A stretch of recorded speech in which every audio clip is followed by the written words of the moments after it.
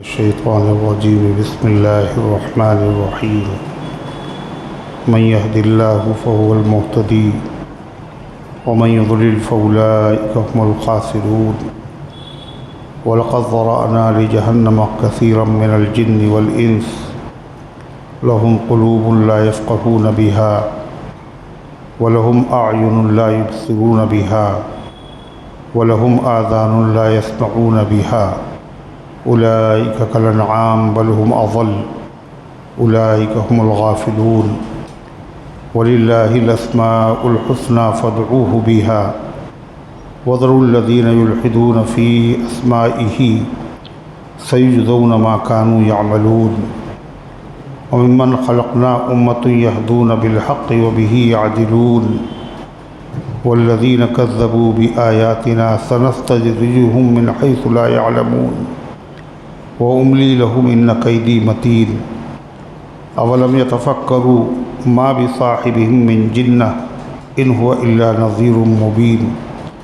أولم ينظروا في ملكوت السماوات والأرض وما خلق الله من شيء وأن عسى أن يكون قد اقترب أجلهم فبأي حديث بعده يؤمنون. من يضلل الله فلا هادي له ويذرهم في طغيانهم يعمهون.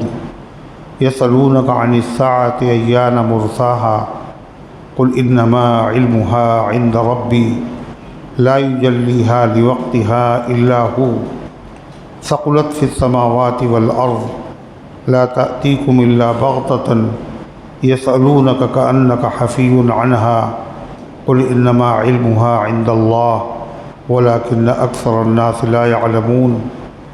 قل لا أملك لنفسي نفعا ولا ضرا إلا ما شاء الله ولو كنت أعلم الغيب لاستكثرت من الخير وما مسني السوء إن أنا إلا نذير وبشير لقوم يؤمنون.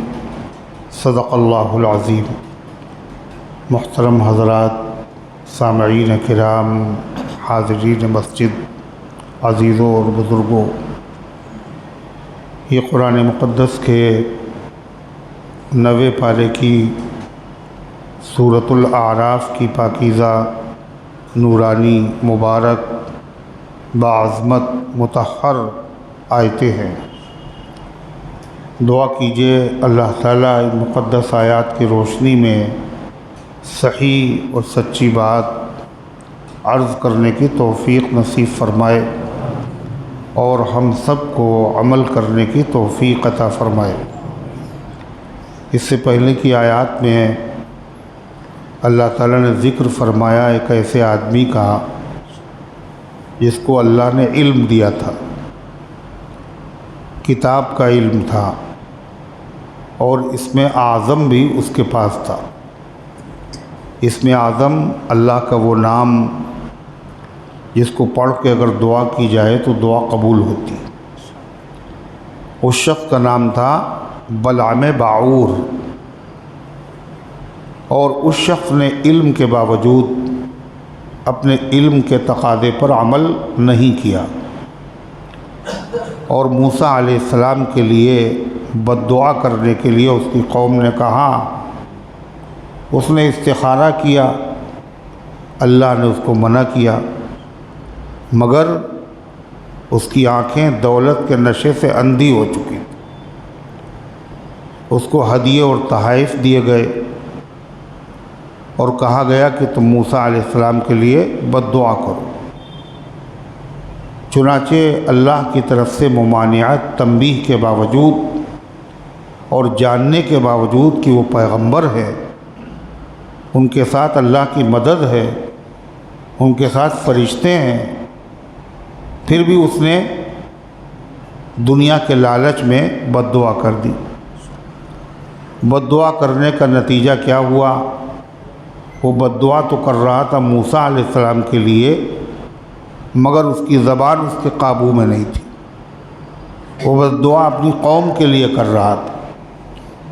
اس کی قوم نے کہا یہ کیا کر رہے ہیں آپ؟ کہا یہ میرے قابو میں نہیں. میری دنیا بھی برباد ہو گئی، میری آخرت بھی برباد ہو گئی. اب موسیٰ علیہ السلام کے لشکر کو شکست دینے کے لیے ایک ترکیب ہم تمہیں بتاتے ہیں، اور وہ یہ ہے کہ اپنی حسین اور خوبصورت عورتوں کو سودا بیچنے کے لیے ان کے لشکر میں بھیج دو،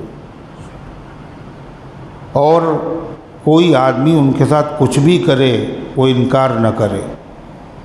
اگر پورے لشکر میں ایک آدمی نے بھی زنا کر لیا تو اللہ کی مدد ان کے ساتھ نہیں رہے گی، اٹھ جائے گی۔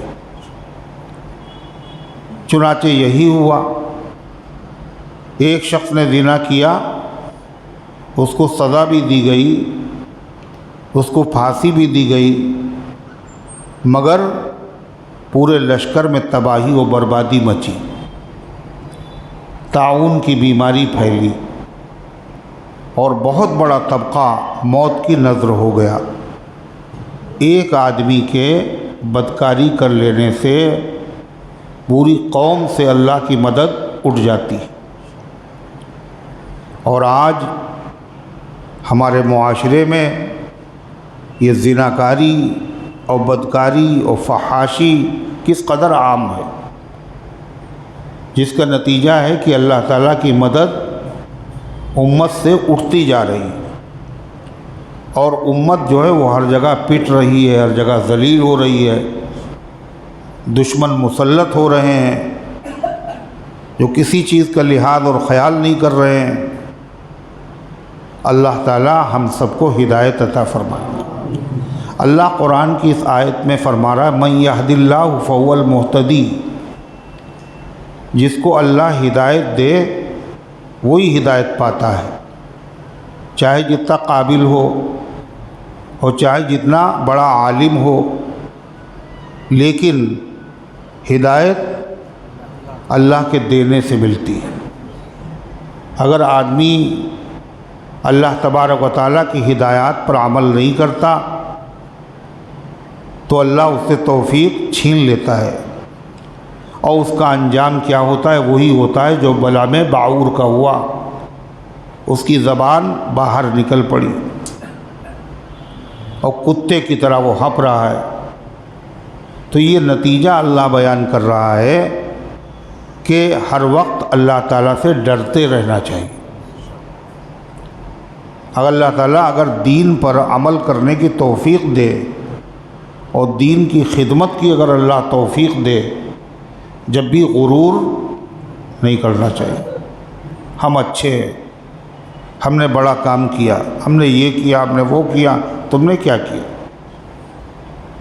جو کیا وہ اللہ نے کیا۔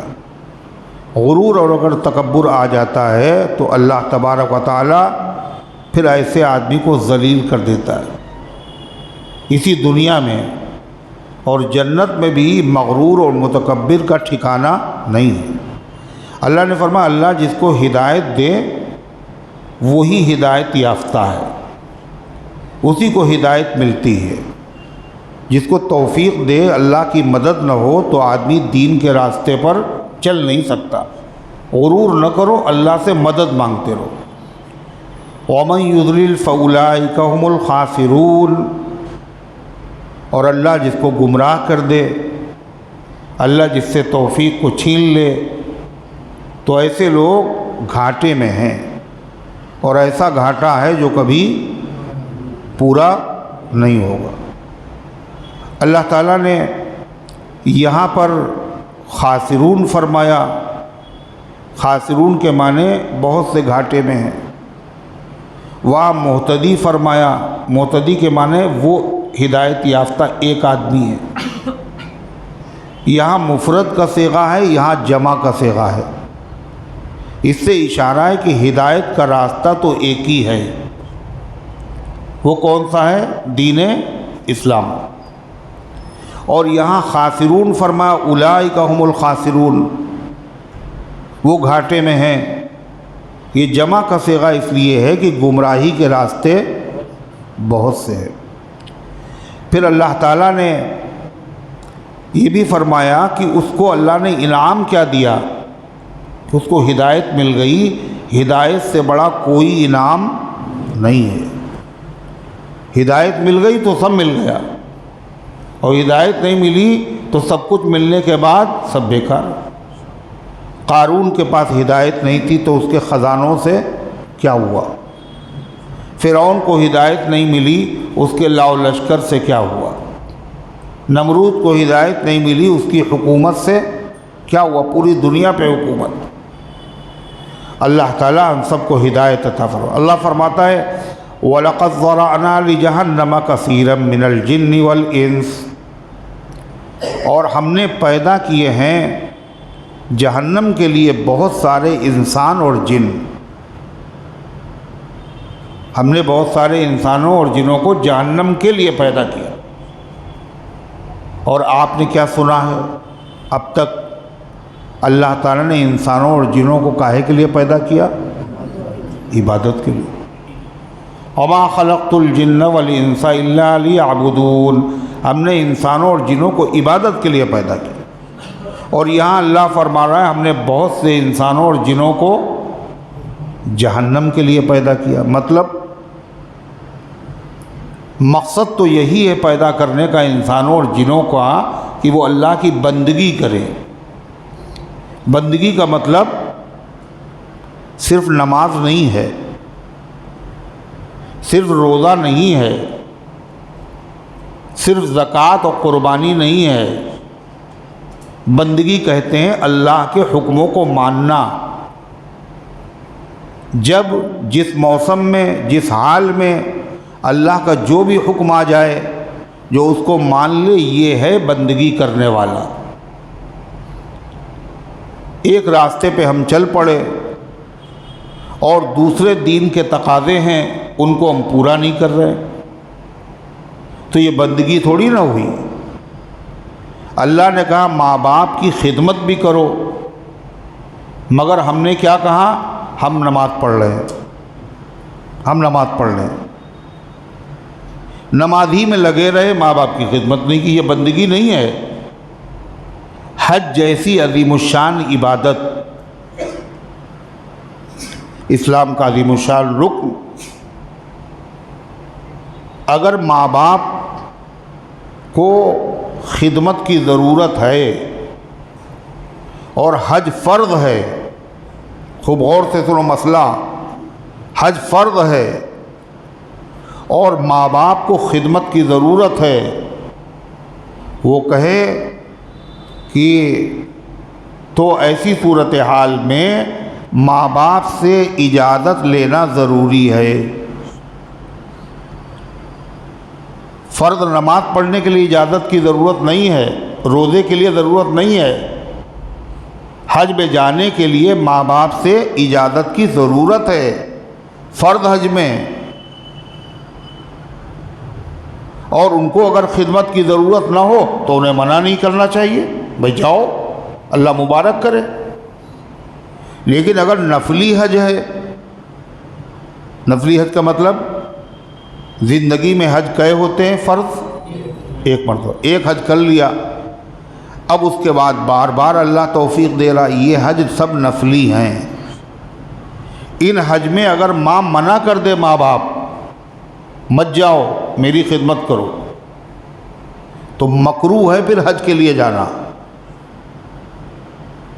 خدمت کرو ماں باپ، دین کے تقاضے کو سمجھو، یہ ہے عبادت۔ جس وقت جو تقاضا ہو اس پہ عمل کرو۔ تو اللہ تعالیٰ نے بندگی کے لیے پیدا کیا۔ اب یہ پتہ چلا ہر سال حج کرنے جاتے ہیں، لیکن پڑوس میں کچھ لوگ ایسے ہیں جن کے وہاں فاقے ہو رہے ہیں، جو مردار کھانے پر مجبور ہیں۔ آپ کریں ہم تو بھائی حج کرنے، میرا حج چھوٹ جائے گا۔ یہاں حج ضروری نہیں ہے، یہاں ان کو مردار کھانے سے بچانا یہ ضروری ہے، یہ اس میں زیادہ ثواب ہے۔ تو اس لیے فرمایا ہم نے انسانوں اور جنوں کو پیدا کاہے کے لیے کیا؟ بندگی کے لیے، عبادت کے لیے۔ اور یہاں بتایا بہت سارے انسان اور جنوں کو ہم نے جہنم کے لیے پیدا کیا۔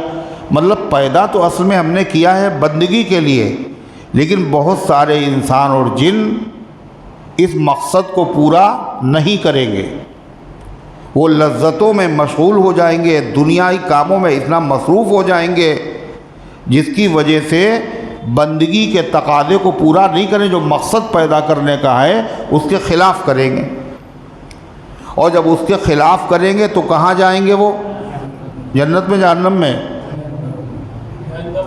تو گویا کہ وہ جہنم ہی کے لیے پیدا کیے گئے، جب جہنم میں جا رہے تو جہنم کے لیے پیدا ہوئے تھے، جبھی تو جا رہے جہنم میں۔ اس لیے ہر آدمی کو کیا کرنا چاہیے؟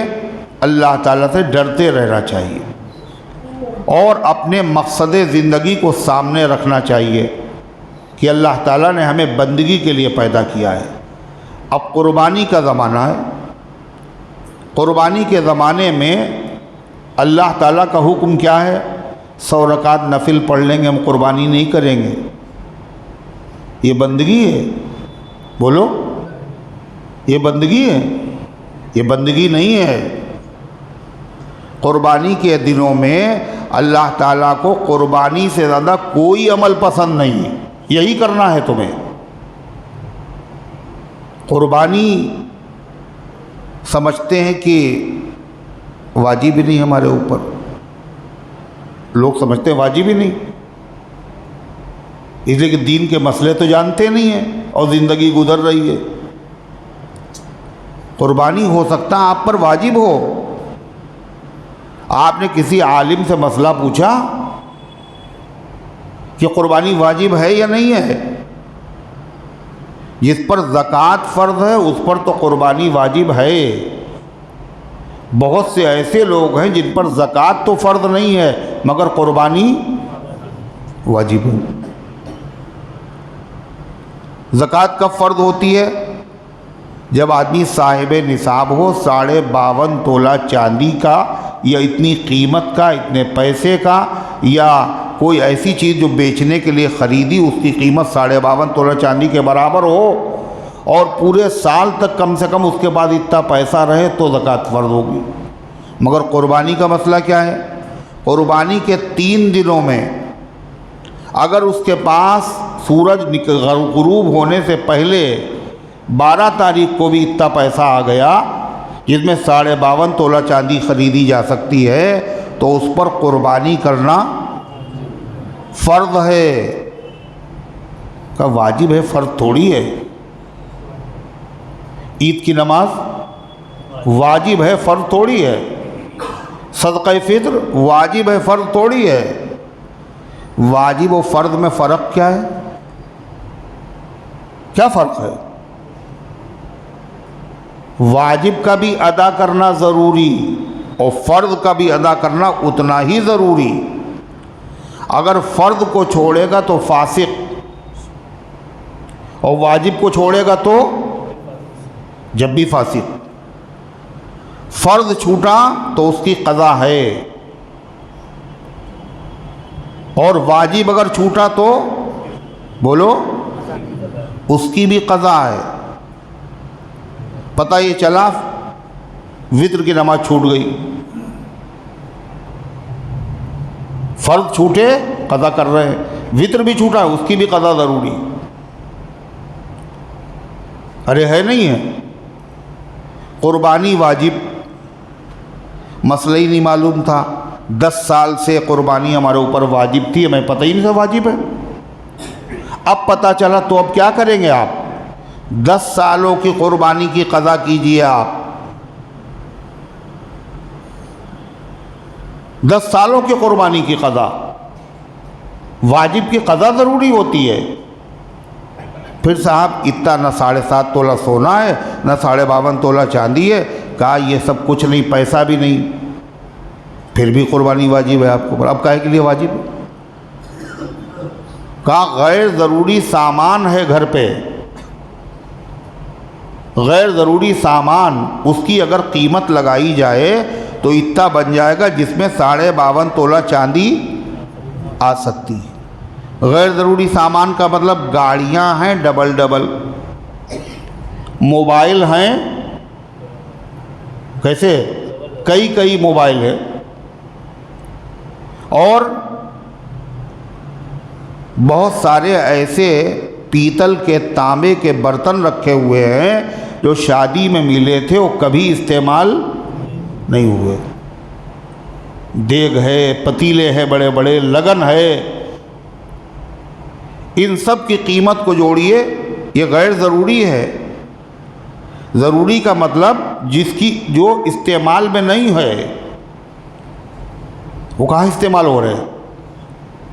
اگر ان کی قیمت بن گئی 52.5 تولہ چاندی کے برابر تو قربانی بولو واجب ہوئی. کتنے لوگ ایسے ہوں گے؟ کتنے لوگ ہوں گے ایسے جن پہ قربانی واجب اور نہیں ادا کر رہے؟ اللہ کے رسول صلی اللہ علیہ وسلم نے ایسے لوگوں سے ناراضگی کا اظہار فرمایا. حضور ناراض ہیں، اور اللہ کے نبی جس سے ناراض ہیں اس سے اللہ بھی ناراض ہے، اور جس سے اللہ اور رسول ناراض ہوں اس کے لیے نہ دنیا میں جگہ ہے اور نہ قبر میں ہے، نہ میدان محشر میں ہے. کیا ناراض ہے؟ کیا کہا حضور صلی اللہ علیہ وسلم نے؟ من کان لہ سعۃ، جس کے پاس اتنی وسعت ہے وہ قربانی کر سکتا ہے. فلم یضحی، اور اس نے نہیں کی، فلا یقربن مصلانا، تو ہماری عیدگاہ کے قریب بھی نہ آئے، قریب بھی نہ آئے. حضور کہہ رہے ہیں یہ کب کہا جاتا ہے؟ جب آدمی کسی سے خوش ہوتا ہے تو کہتا ہے میرے گھر کے قریب بھی نہ آنا. جب خوش ہوتا ہے نا، میاں دکھنا نہیں میرے گھر کے قریب، نظر نہ آنا. غصے میں کہا ہے حضور، غصہ ہے. کیوں غصہ ہے؟ اس لیے کہ قربانی نہ کر کے یہ اپنا نقصان کر رہا ہے. بہت بڑا فائدہ تھا، اس نے چھوڑ دیا چند ٹکے کے لالچ میں. یہ ٹکے، یہ پیسہ، یہ دولت یہی رہ جائے گی. جو کام آنے والی چیز کیا ہے؟ وہ کیا ہے؟ شریعت پر عمل. قربانی پورے سال میں نہیں ہوگی، صرف اسی عشرے میں ہوگی. صرف 3 دن ہوگی قربانی، اور یہ نیکی، یہ ثواب، یہ اجر آپ چاہیں پورے سال حاصل کر لیں، بولو نہیں ملے گا. آپ کو اسی میں ملے گا. جیسے حج ہے، حج کب ہوتا ہے؟ ذی الحجہ میں. 5 دن کے حج کے ہیں، ان میں حج ہوتا ہے. کوئی آدمی سوچے حج میں بڑی بھیڑ ہوتی ہے، چلو عرفات میں ذی قعدہ میں 1 مہینے چل کے ہم اعتکاف کریں، 1 مہینہ اعتکاف کریں، مینا میں 1 ہفتہ پڑا رہے، اس کو کچھ نہیں ملے گا. کیوں؟ جو وقت مقرر ہے اسی میں کرو گے تو ملے گا. تو یہ وقت کا تقاضا ہے، یہ بندگی کا تقاضا ہے. اللہ تعالیٰ نے کیا فرمایا اپنے حبیب صلی اللہ علیہ وسلم سے؟ فَصَلِّ لِرَبِّكَ وَانْحَرْ، اے پیغمبر اپنے رب کے لیے نماز پڑھیے اور قربانی کیجیے. اللہ نبی سے کہہ رہا قربانی کیجیے. اللہ کے نبی نے یہ نہیں کہا اے اللہ ہمارے پاس تو کچھ ہے نہیں، ہمارے گھر میں تو 2 مہینے بیت جاتے ہیں اور چولہا نہیں جلتا، ہم نہ کریں قربانی. ہم لوگ تو یہی سوچتے ہیں، نہ چاندی ہے نہ سونا ہے. حضور پاک صلی اللہ علیہ وسلم تکبیر ہو گئی، مصلی پہ کھڑے ہوئے، تکبیر بھی کہہ دی گئی، ایک دم سے آپ گھر گئے. صحابہ انتظار کرتے رہے، آئے اور آپ نے نماز پڑھائی. آپ نے فرمایا مجھے یاد آیا 7 دینار گھر پہ رکھے ہیں میرے، میں ان کو صدقہ کر دوں، ایسا نہ ہو کہ اس سے پہلے موت آ جائے. یہ ہے اللہ کے نبی کی زندگی. تو اس کے باوجود حضور پاک صلی اللہ علیہ وسلم قربانی کرتے تھے نہیں کرتے تھے؟ بولو. 1 مرتبہ نہیں کی، 10 سال مدینہ طیبہ میں آپ رہے ہیں اور آپ نے کوئی سال ایسا نہیں ہوا جس میں قربانی نہ کی، ہر سال قربانی، اور ایک قربانی نہیں کی آپ نے، 2 قربانیاں، ایک اپنی طرف سے اور ایک پوری امت کی طرف سے۔ پوری امت کی طرف سے کرنے کا مطلب میری امت میں وہ لوگ جو قربانی کرنا چاہتے ہیں مگر اس پوزیشن میں نہیں ہیں، اے اللہ اس ثواب میں ہم ان کو بھی شریک کرنا چاہتے ہیں۔ یہ اللہ کے نبی کی محبت ہے، سوچیے آپ۔ مگر غور کرنے کی بات ہے، حضور نے 2 کیوں کی؟ 2 کیوں کی؟ ارے ایک ہی میں خود اپنی طرف سے بھی اور پوری امت کو بھی شریک کر لیتے آپ، ہے نا؟ جیسا کہ آج کل لوگ کہتے ہیں غیر مقلد، کیا کہتے ہیں؟ کہتے ہیں پورے گھر کی طرف سے ایک بکری کافی ہے۔ اور یہ ہیں کون لوگ؟ کیا کہتے ہیں اپنے آپ کو؟ ہم ہیں اہل حدیث، جو حدیث میں لکھا اسی پہ ہم عمل کریں گے۔ تو حدیث میں تو یہ لکھا ہے اللہ کے نبی علیہ السلام ہر سال قربانی کرتے تھے، اور ایک نہیں 2 کرتے تھے، اور آپ کریں ایک ہی کافی ہے پورے گھر کی طرف سے۔ دلیل کیا ہے؟ غلط دلیل یہ ہے کہ حضرت ابو ایوب انصاری رضی اللہ تعالیٰ عنہ پورے گھر کی طرف سے ایک قربانی کرتے تھے۔ یہ غیر مقلد لوگ دلیل دے رہے ہیں۔ کون کرتا تھا؟ اور یہ صحابی ہیں، اور صحابی ایک کام کر رہا ہے، بھائی وہ تو جائز ہی کام ہوگا، لہذا 10 اور 12 بکرے کرنے کی کیا ضرورت ہے؟ ابو ایوب انصاری دیکھیے ایک ہی کرتے تھے پورے گھر والوں کی طرف۔ اب ان سے پوچھئے آپ تو یہ کہتے ہیں ہم کاہے پہ عمل کرتے ہیں؟ حدیث پہ، اور حدیث میں تو حضور صلی اللہ علیہ وسلم کا عمل موجود ہے، 2 کرتے تھے آپ ابو ایوب انصاری کے پیچھے کیوں جا رہے ہیں؟ آپ تو یہ کہتے ہیں صحابہ نے جو کیا وہ اس سے ہمیں کوئی مطلب نہیں ہے۔ صحابہ نے 20 پڑھی، ہم 8 پڑھیں گے۔ کیوں صاحب 8 پڑھیں گے؟ کہا اللہ کے نبی نے 8 پڑھی تھی۔ اولاً تو یہی جھوٹ ہے، اللہ کے نبی نے 8 پڑھی تھی۔ کیوں؟ جو اللہ کے نبی 8 پڑھتے تھے وہ تراویح نہیں، وہ تہجد ہے۔ تراویح صحابہ نے نبی کے پیچھے پڑھی ہے۔ صحابہ نے جب پڑھی تو صحابہ کو یہ بھی پتہ ہے 8 پڑھی تھی یا 20 پڑھی تھی۔ صحابہ سے بڑا نبی کا کوئی عاشق نہیں ہو سکتا۔ اگر حضور نے 8 پڑھی ہوتی تو وہ لوگ کتنی پڑھتے؟ وہ 8 پڑھتے، 20 نہیں پڑھتے۔ تو کیا کہتے ہیں؟ حضور نے 20 پڑھی تھی اس لیے 8 پڑھی، اس لیے ہم 8 پڑھیں گے۔ یہ سب کچھ نہیں ہے، 8 اور 20 کا مسئلہ نہیں ہے۔ جس میں آسانی ہو وہی لے لو۔ 8 پڑھنا آسان ہے یا 20 پڑھنا آسان ہے؟ 8، لہذا یہی شروع ہو گئے۔ اچھا 2 قربانی کرنا آسان ہے یا ایک ہی پورے گھر کی طرف سے ہو جائے اس میں آسانی ہے؟ ایک ہی ہو جائے اسی میں آسانی۔ آسانیاں تلاش کر رہے ہیں۔ پھر حضرت ابو ایوب انصاری رضی اللہ عنہ ایک قربانی کیوں کرتے تھے پورے گھر والوں کی طرف سے؟ کیوں بھائی کیوں کرتے تھے؟ جب حضور 2 کرتے ہیں تو ابو ایوب انصاری ایک کیوں کرتے تھے اور پورے گھر والوں کی طرف سے؟ ابو ایوب انصاری رضی اللہ عنہ پر قربانی واجب ہی نہیں تھی، اتنے غریب آدمی تھے، غربت کے باوجود ایک قربانی کرتے، جس پر واجب نہ ہو تو اس کی قربانی نفل ہوگی، اور نفل قربانی میں بہت سارے لوگوں کو شریک کیا جا سکتا ہے۔ تو اگر ابو ایوب کے طریقے پر چلو تو وہ بھی تبھی سمجھ میں آئے، ان پہ تو واجب ہی نہیں تھی اور پھر بھی کر رہے تھے۔ نفل قربانی میں بہت سے لوگوں کو شریک کیا جا سکتا ہے، اس کا کیا مطلب ہے یہ بھی سمجھو۔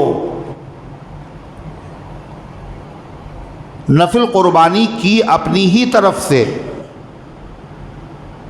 ایک واجب قربانی ادا کی، دوسری بھی اپنی طرف سے کی۔ پہلی جب واجب ادا ہوگی دوسری نفل ہوگی۔ یہ کی اپنی طرف سے قربانی، مگر اس کا ثواب ہم نے بخش دیا کس کو؟ جتنے لوگوں کو چاہیں ثواب بخش دیں۔ نہیں سمجھ میں آئی بات؟ لیکن اگر آپ کسی اور کے نام سے قربانی کریں گے تو اس کے نام سے ایک ہی قربانی، پھر ایک قربانی ایک ہی آدمی کی طرف سے ہوگی۔ نہیں سمجھ میں آئی بات؟ ایک قربانی ہم نے اپنی طرف سے کی اور ایک کی اللہ کے رسول صلی اللہ علیہ وسلم کی طرف سے، تو اللہ کے رسول کی طرف سے پھر پوری بکری، پورا بکرا حضور کی طرف سے ہوگا۔ اور اگر ہم نے وہ بھی اپنے نام سے قربانی کی، یہ نفلی قربانی ہو گئی۔ ایک ہمارا جب واجب ادا ہو گیا، جو دوسری نفلی قربانی ہم نے نیت کیا کہ اے اللہ اس کا ثواب حضور پاک صلی اللہ علیہ وسلم کو، صحابہ کرام کو، تابعین کو، بزرگان دین کو، اولیاء اللہ کو، ہمارے تمام بزرگوں کو، مرحومین کو پہنچا دے، تو اللہ سب کو پہنچا دے گا۔ سمجھ شریف میں بات آئی نہیں آئی؟ اس سے کیا پتہ چلا؟ قربانی اگر واجب نہ ہو پھر بھی آدمی کو قربانی کرنا چاہیے، اس لیے کہ ابو ایوب انصاری رضی اللہ تعالیٰ عنہ جو تھے وہ غریب آدمی تھے نا، حضرت علی غریب آدمی تھے، فاطمہ زہرا غریب تھی، یہ سب لوگ قربانی کرتے تھے۔ غربت کے باوجود آدمی کو قربانی کرنا چاہیے، ثواب اتنا زیادہ ہے۔ ارے ہے نہیں، اتنا زیادہ ثواب ہے۔ اچھا ان لوگوں کو زیادہ ثواب کی ضرورت تھی یا ہم لوگوں کو زیادہ ضرورت تھی؟ بولو۔ صحابہ سب کے سب جنتی ہیں، کلا وعد اللہ الحسنی، اللہ نے سب سے جنت کا وعدہ کیا، ہر صحابی سے۔ رضی اللہ عنہ ورضوا عنہ، اللہ ان سے راضی ہو چکا، ہر صحابی سے اللہ راضی ہو چکا۔ ہم لوگوں میں سے کسی سے راضی ہو چکا پتہ ہے؟ بڑے پیر صاحب، جنید بغدادی، جتنے بزرگان دین اولیاء اللہ ہے، ان سے پوچھو تہجد کیوں پڑھ رہے ہو؟ کہ اللہ راضی ہو جائے۔ صدقہ کیوں کر رہے ہو؟ اللہ راضی ہو جائے۔ دین کے لیے محنت کیوں کر رہے ہو؟ اللہ راضی ہو جائے۔ ارے ہے یا نہیں؟ مگر صحابہ کا معاملہ کیا ہے؟ اللہ ان کو خبر قرآن میں دے رہا، اللہ ان سے راضی ہو چکا، اللہ ان سے راضی ہو چکا۔ جن سے اللہ راضی ہو چکا، جن سے اللہ نے جنت کا وعدہ فرمایا، جن کی نیکیاں بے انتہا ہیں، مگر اس کے باوجود وہ لوگ قربانی، بولو نا، پھر بھی کر رہے ہیں قربانی۔ اور ہم سر سے پیر تک گناہوں میں ڈوبے ہوئے ہیں، اور ہم کیا کہہ رہے ہیں؟ ہمارے اوپر قربانی ہے ہی نہیں، واجب نہیں، لہذا ہم نہیں کریں گے، بلکہ بچنے کے لیے بہانے تلاش کرتے ہیں۔ اور کیا پوچھتے ہیں مسئلہ؟ بہت سے لوگ مسئلہ پوچھنے آئیں گے قربانی کے زمانے میں، مولانا میرے اوپر قرضہ بہت ہے، تو یہ بتائیے کہ اگر قرضہ ہو تو قربانی جائز ہوتی ہے؟ ہو جائے گی قربانی اگر ہم قربانی کریں؟ جس پہ قرضہ ہو اس کے لیے قربانی جائز ہے؟ یہ مسئلہ پوچھیں گے۔ اور کوئی نہیں پوچھنے آئے گا مولانا قرضہ میرے اوپر بہت ہے، کیا ہم بریانی پکوائیں نہ پکوائیں؟ بریانی کھا سکتے نہیں کھا سکتے؟ قرضہ ہمارے اوپر ہے، کیا بالائی کھانے کی شریعت میں اجازت ہے؟ پوچھا کسی نے؟ قربانی میں کیوں پوچھ رہے ہو؟ اللہ ہم سب کے حال پر رحم فرمائے، اور اللہ اس مبارک عمل کو زیادہ سے زیادہ کرنے کی توفیق عطا فرمائے۔ اصل میں ہمیں پتہ نہیں کیا ہے، قربانی کے ثواب کو اللہ کے نبی نے سمجھا، اور قربانی کے ثواب کو صحابہ نے سمجھا۔ نیکیاں ہیں پھر بھی، حضور پاک صلی اللہ علیہ وسلم ہر سال کرتے تھے، اور حجۃ الوداع میں آپ نے 100 اونٹ قربان کیے ہیں۔ کتنے؟ 100۔ اور 63 اونٹ اپنے ہاتھ سے قربان کیے ہیں۔ نبی کا یہ عمل ہے۔ اور آپ نے حضرت علی رضی اللہ عنہ کو وصیت فرمائی، کیا؟ علی جب تم قربانی کرنا تو میری طرف سے بھی کرنا۔ اس کا مطلب حضور صلی اللہ علیہ وسلم کیا چاہتے ہیں؟ زندگی میں تو خود کرتے رہے اور وفات کے بعد بھی چاہتے ہیں کہ آپ کی طرف سے قربانی کی جائے اور قربانی کا ثواب ہمیں ملتا رہے۔ ارے ہے یا نہیں؟ اس لیے حضرت علی رضی اللہ عنہ غربت کے باوجود 2 قربانیاں کرتے تھے، ایک اپنی طرف سے اور ایک محمد الرسول اللہ صلی اللہ علیہ وسلم کی طرف۔ اور ہماری مائیں اور بہنیں وہ بھی قربانی میں پیچھے ہیں بہت، نہیں، وہ کیا کہتی ہیں؟ ارے قربانی کی تم نے؟ کہ دیکھیں قربانی کا معاملہ ہم سے نہ پوچھئے، یہ میاں کے ذمے ہے، میاں جانے۔ زکوٰۃ کا میاں جانے، قربانی کا میاں سے مطلب، ہم سے کوئی مطلب نہیں۔ زیور بنوا دیے جائیں آپ کے، کہلیں ہاں اور کیا، ایک اور ہم سوچ رہے ہیں ہار کہلیں جلدی بنوائیے، زکوٰۃ کہلیں آپ جانیے، اور صاحب منگنی میں نیا جوڑا چاہیے ہمیں، اور عقیقے میں دوسرا، اور نکاح میں تیسرا، اور ولیمے میں چوتھا، یہ سب بنوائیے آپ۔ اب شوہر صاحب کیا کہ جیسا فرمائیے آپ، وہ بنوا رہے ہیں۔ اور جب قربانی کا زمانہ کوئی مسئلہ نہیں، چاہے کریں چاہے نہ کریں۔ اللہ کے بندو، بیوی اگر صاحب نصاب ہے تو بیوی پر الگ واجب ہے قربانی، اور شوہر پر کیوں بھائی؟ شوہر پر کیا؟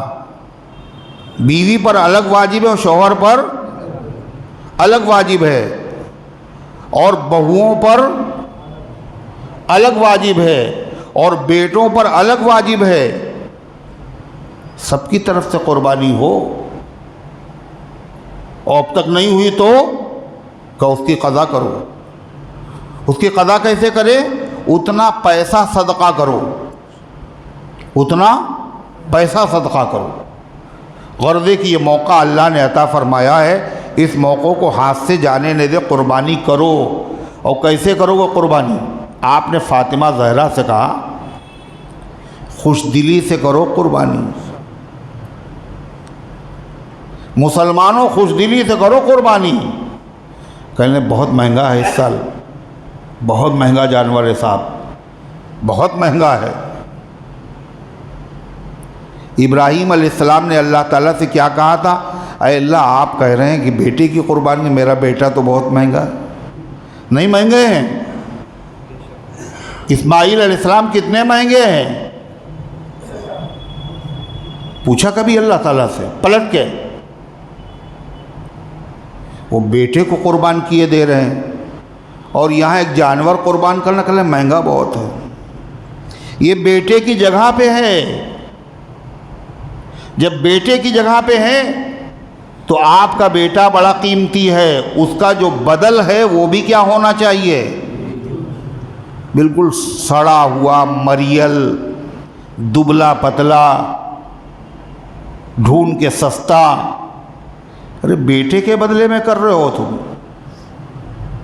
اللہ کے وہاں پیش کر رہے ہو تم، جس مالک نے تمہیں پیسہ دیا، دولت دی ہے، اس کے حکم پر عمل کر رہے ہو، اور ڈھونڈ کے چھانٹ کر کے تم ایسا جانور لا رہے ہو۔ سوچو ذرا، فطیبوا بیا انفسکم، اپنے دلوں کو خوش کرو، اس سے خوش دلی سے کرو، مارے باندھے مت کرو، اور لوگوں کو اعتراض سے بچنے کے لیے مت کرو، بلکہ اللہ کی رضا کے لیے کرو۔ کا پتہ ہے تمہیں قیامت کے دن ترازو میں، نام اعمال میں اس کا گوشت رکھا جائے گا، اس کی کھال رکھی جائے گی، اس کے پائے رکھے جائیں گے، اس کو 70 گنا بڑھا دیا جائے گا، اور فرمایا اس سب کو نیکی، اس سب کے بدلے میں تمہیں نیکیاں عطا کی جائے گی، سب کے بدلے میں۔ ایک روایت میں اس کا گوبر، اس کا چارہ، یہ سب نیکی بنا کر کے تمہیں قیامت کے دن عطا کیا جائے گا، اور پلسرات پر یہ جانور تمہارے لیے سواری کا کام کریں گے۔ اچھا پل صراط کے اوپر سے کون نہیں گزرے گا بتائیے، بولو کوئی ہے؟ پل صراط سے کون نہیں گزرے گا؟ کہ ہم نہیں گزرے گا، ہے کوئی؟ ارے بولو، کوئی بچے گا کوئی؟ وَإِن مِّنكُمْ إِلَّا وَارِدُهَا كَانَ عَلَىٰ رَبِّكَ حَتْمًا مَّقْضِيًّا، اللہ کہتا تم میں سے کوئی ایسا نہیں ہے جو اس پل کے اوپر سے جس کو گزرنا نہ پڑے، اچھے بھی برے بھی، انبیاء بھی، اولیاء بھی، صحابہ بھی، تابعین بھی، تبع تابعین بھی۔ اور وہ پل نیچے کیا ہے اس پل کے؟ جہنم۔ وہ پل گومتی کا نہیں ہے، پل صراط ہے، سخت اندھیرا بھی ہے، وہاں اگر چاہتے ہو کہ آسانی سے گزر جائے تو فرمایا اس میں خاص دخل قربانی کے جانوروں کا ہے۔ تو ایک بکری کافی ہے، پھر ہم تو کئی سال سے کر رہے ہیں قربانی، تو ایک بکری ایک جانور کافی ہے پل صراط سے گزرنے کے لیے؟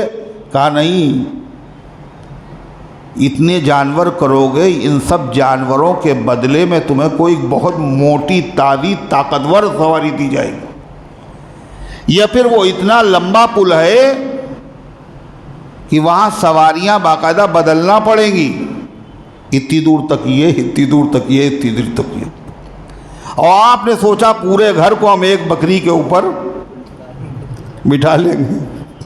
سوچیے آپ، یہ حدیث ہے اور ضعیف اگرچہ ہے، سمنوا ضحایاکم ہی علی الصراط متاعکم، اپنی قربانی کے جانوروں کو موٹا تازہ کرو، یہ پل صراط پر تمہارے لیے سواری کا کام کریں گی، یا ان کی برکت سے پل صراط سے تمہارا گزرنا آسان ہو جائے گا۔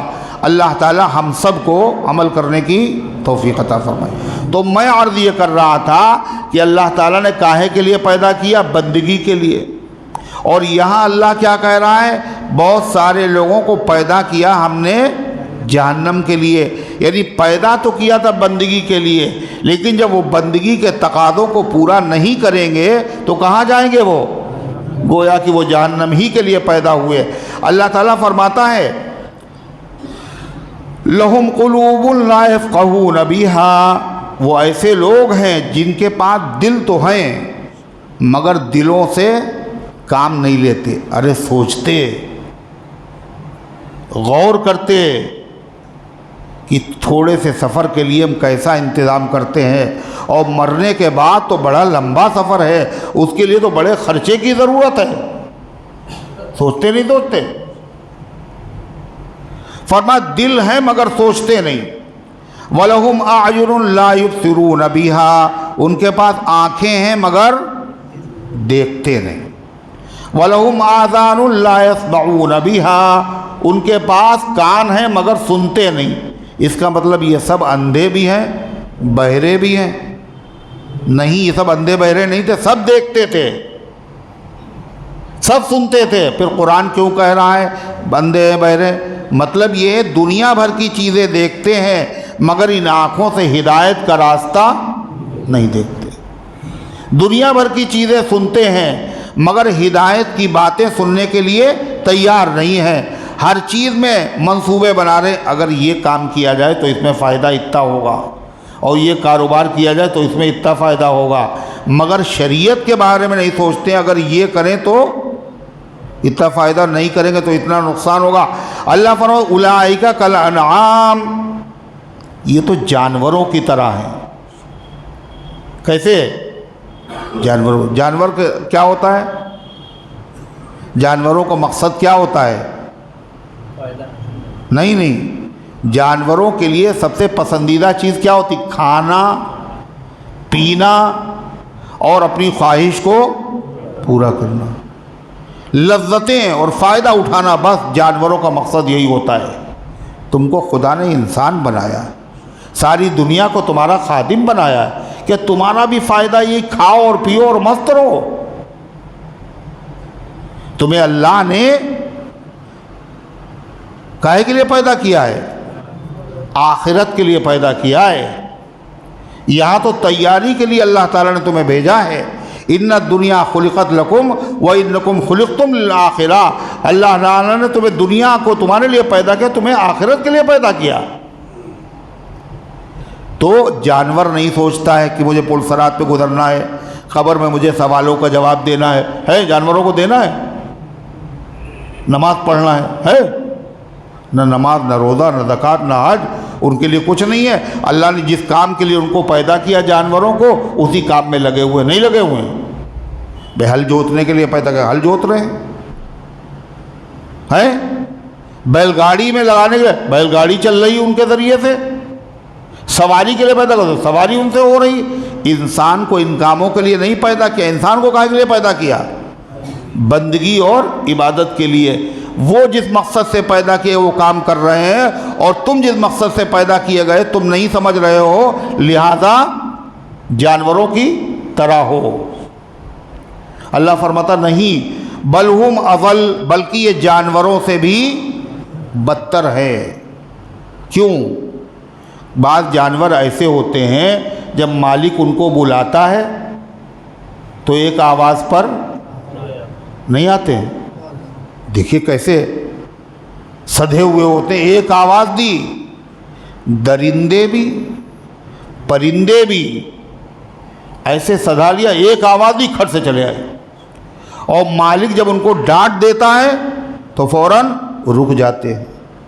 یہ کیسا انسان ہے جس کو خدا قرآن میں ڈانٹ بھی رہا ہے, اور خدا اس کو بلا بھی دین کی طرف اور جنت کی طرف دعوت بھی دے رہا ہے اپنے نبیوں کے ذریعے سے, مگر یہ مالک کی سننے کے لیے تیار نہیں. ارے ہے نہیں, 24 گھنٹے میں 5 مرتبہ خدا بلواتا ہے اپنے گھر میں, حی علی الصلاۃ حی علی الفلاح. اگر بادشاہ بلوائے ہمارے گھر پہ آنا تم دربار میں, تو جاؤ گے نہیں جاؤ گے؟ بولو, جائیں گے نا. اور اس سے بھی بڑا کوئی بادشاہ ہے, بادشاہوں کا بادشاہ, وہ اپنے گھر پہ, اور جو اپنے گھر پہ بلاتا ہے تو بلانے کے بعد پھر اس کی بے عزتی کرتا ہے. کیا کرتا ہے؟ بولو, عزت کرتا ہے. جب گھر پہ بلایا تو مہمان ہے. اللہ کے گھر پہ جو لوگ آتے ہیں 5 وقت, یہ اللہ کے مہمان ہیں. اور مہمان جو مانگتا ہے, فرمائش کرتا ہے, وہ فرمائش پوری کر دی جاتی. اللہ کے گھر میں جب تم آؤ گے تو کیا ہوگا؟ اللہ سے جب مانگو گے تو اللہ تمہیں دے گا, مگر تم لوگ کامیابی کی طرف آنا ہی نہیں چاہتے. اللہ فرماتا بل ہم اضل اولئک هم الغافلون. یہ سب غافل ہیں, بے خبر ہیں. یہ سمجھ رہے کھائیں گے پیئیں گے اور مر جائیں گے, ختم قصہ. یہ نہیں سمجھ رہے ہیں کہ یہ سفر آگے بھی ہے. موت کے ذریعے سے سفر کیا ہوتا ہے؟ رک جاتا ہے, لیکن اس کے بعد پھر سب شروع ہو جاتا ہے. یہ سمجھ رہے ہیں سب کچھ یہی تک ہے, اس کے آگے کچھ نہیں. اس کے آگے بھی ہے, ستاروں کے آگے جہاں اور بھی ہیں. موت تو زندگی کا وقفہ ہے, یعنی آگے بڑھیں گے دم لے کر. جیسے ایک مسافر چلا جا رہا ہے, تھک گیا, تھوڑی دیر رک گیا, سفر نہیں ختم ہے ابھی, تھوڑی دیر سستا کے پھر آگے بڑھے گا. مر گئے, تھوڑی دیر سستا لو, اس کے بعد پھر سفر شروع ہوگا. تو اللہ تعالیٰ ارشاد فرماتا ہے یہ لوگ غفلت میں پڑے ہوئے ہیں.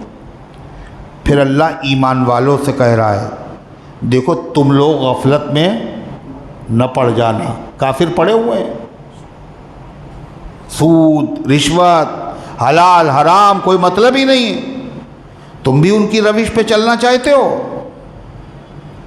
ایسے تم غفلت میں نہ پڑنا. اور غفلت میں تو ہم سب لوگ, بولو, ہم سب لوگ غفلت میں پڑے ہوئے ہیں, نہیں پڑے ہوئے ہیں. تو غفلت سے بچنے کا علاج کیا ہے؟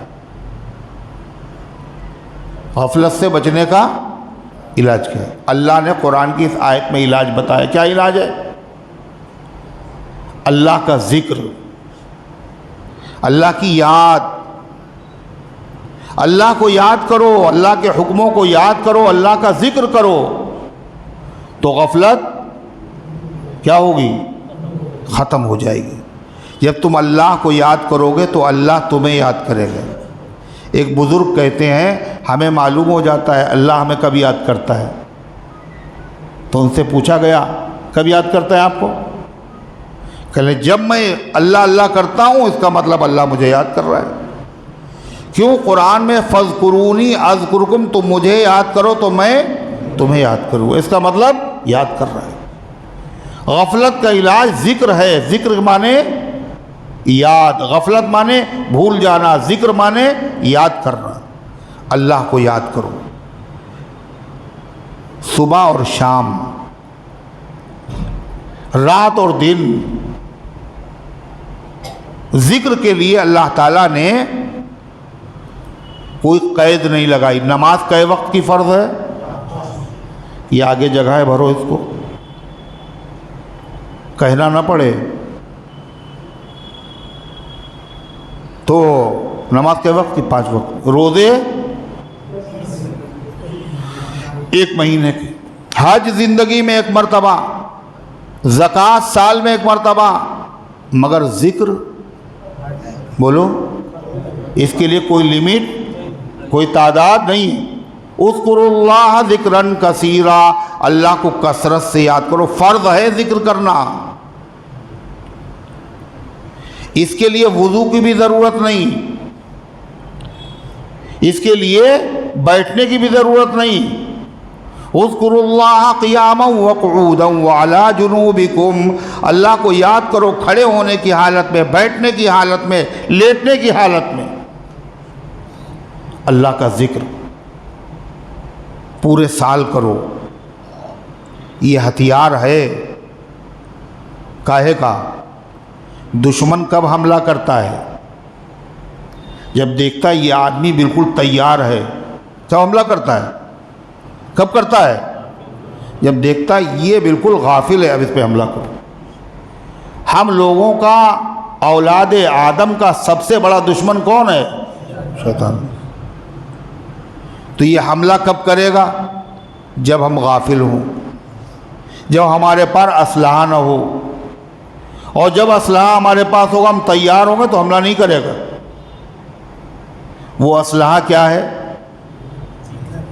بندوق، ریوالور۔ ریوالور سے شیطان ڈرتا نہیں، چاہے جتنے چلو مرے گا ہی نہیں۔ بم مار دو مرے گا نہیں۔ شیطان قیامت تک کی زندگی لے کے آیا۔ یہ اگر ڈرتا ہے تو کس سے؟ ذکر سے۔ اس کا ہتھوڑا کیا ہے؟ ذکر ہے۔ ذکر کرو اللہ کا، اللہ کا ذکر پوری زندگی کرنا چاہیے، مگر ذکر کے لیے کچھ ایام اللہ نے بنائے ہیں جن میں ذکر کا بڑا فائدہ ہے۔ ان ایام میں سے یہ جو دن اس وقت چل رہے ہیں اور یہ جو راتیں چل رہی ہیں، یہ کون سے دن اور کون سی راتیں ہیں؟ ذی الحجہ کی۔ اور ذی الحجہ کا یہ کون سا عشرہ ہے؟ بولو، عشرہ جانتے ہو؟ عشرہ جانتے ہیں؟ 10 دن، رمضان کا آخر عشرہ، آخری 10 دن۔ ذی الحجہ کا یہ پہلا عشرہ ہے، اور یہ ذکر کے لیے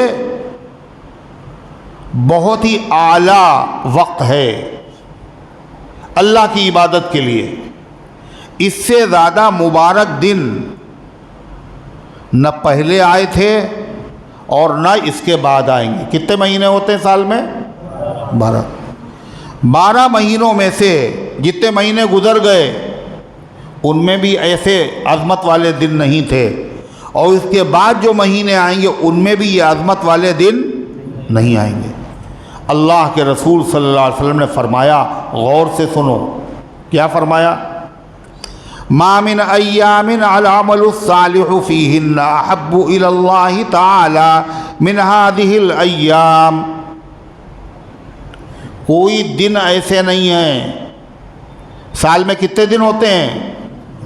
365۔ اللہ کے نبی کہہ رہے ہیں 365 دنوں میں کوئی دن ایسے نہیں ہیں، یعنی شوال کے بھی دن ایسے نہیں، رمضان کے بھی دن بھی ایسے نہیں،